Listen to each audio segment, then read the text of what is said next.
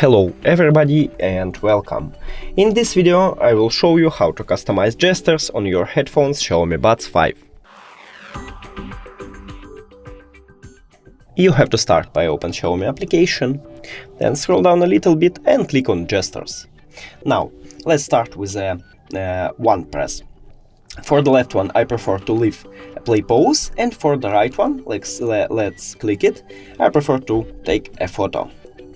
Now for a double press, for the left one I prefer to take a volume down, and for the right one volume up. For the triple press, for the left one I prefer to take leave a previous song, and for the right one take next song, to play next song.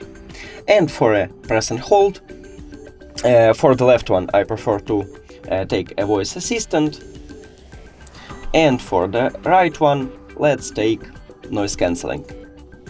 That's it. Thank you for watching this video. If you found it helpful, please consider subscribing to channel and leave the like on the video. It's really important to us. See you later.